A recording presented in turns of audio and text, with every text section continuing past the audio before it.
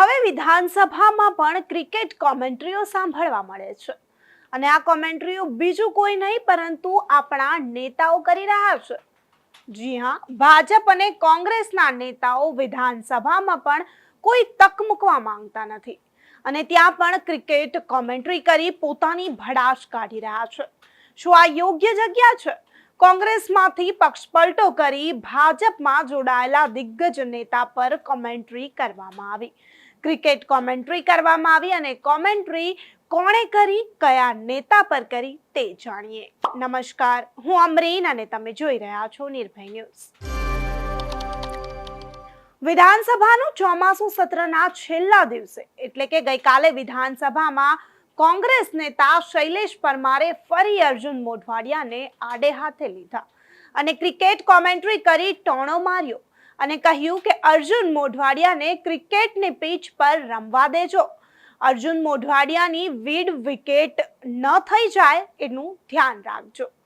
ગુજરાત વિધાનસભા ગૃહમાં ક્રિકેટ મેચના ઉદાહરણની સાથે ભાજપ કોંગ્રેસના ધારાસભ્યો વચ્ચે હળવી રમૂજ થઈ હતી. કોંગ્રેસના ધારાસભ્ય શૈલેષ પરમારે કહ્યું હતું કે અર્જુન મોઢવાડિયાને ક્રિકેટની પીચ પર રમવા દેજો.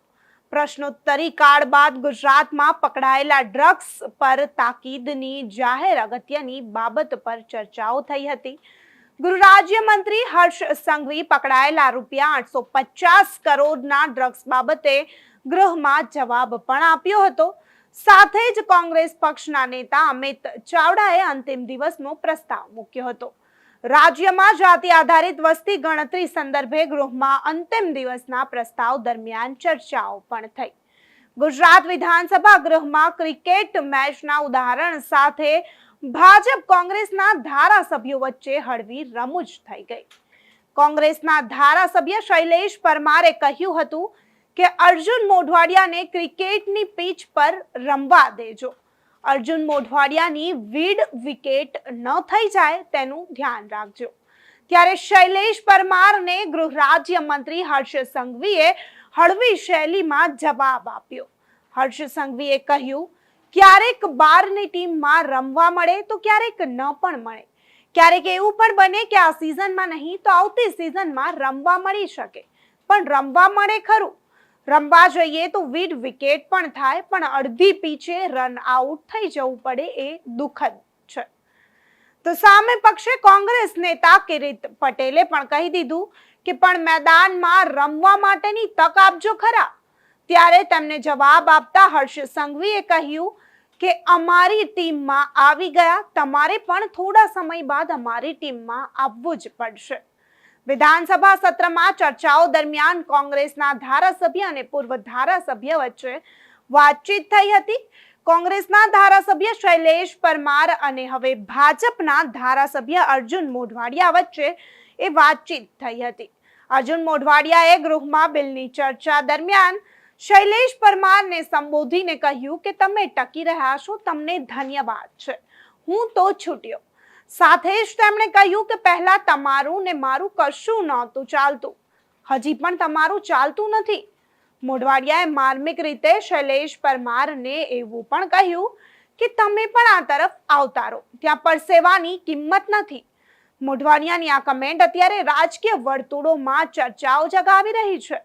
અર્જુન મોઢવાડિયાએ ખુલ્લેઆમ શૈલેષ પરમારને કહી દીધું કે તમે પણ કોંગ્રેસ પાર્ટી મૂકી ભાજપમાં જોડાઈ જાઓ. ગુજરાત વિધાનસભામાં નેતાઓ પ્રજાના પ્રશ્નો હલ કરવા પહોંચતા હોય છે. પ્રશ્નોત્તરી કાળ હોય છે, પરંતુ આ નેતાઓ ક્યાંય પણ એકબીજા પર આરોપ પ્રત્યારોપો કરવા હોય, ટીકાઓ કરવી હોય, આ નેતાઓને સ્થાન જગ્યાનું ભાન જ નથી. કેમ નેતાઓ જ્યાં પ્રજાના પ્રશ્નો હલ કરવાના હોય છે ત્યાં પણ એકબીજા પર ટીકા ટિપ્પણીઓ કરી આવે છે. આ નેતાઓને પ્રજા પર શું સમસ્યા છે, પ્રજાના સમસ્યાઓ હલ કરવાની કેમ નથી દેખાઈ રહી? કેમ નેતાઓ વારંવાર પોતાના જ પ્રશ્નો અને પોતાની જ ટીકા ટિપ્પણીઓ કર્યા કરે છે? તો વિધાનસભામાં, ગુજરાત વિધાનસભામાં જે નેતાઓ પર અત્યારે ક્રિકેટ કોમેન્ટ્રી કરવામાં આવી તેને લઈને તમારું શું માનવું છે? અર્જુન મોઢવાડિયા વિશે જે શૈલેષ પરમારે કમેન્ટ્રી કરી તેના વિશે તમે શું માનો છો અમને કમેન્ટ કરી ચોક્કસથી જણાવજો તથા અમારી ચેનલ નિર્ભય ન્યૂઝને લાઇક શેર અને સબસ્ક્રાઇબ કરવાનું ભૂલશો નહીં.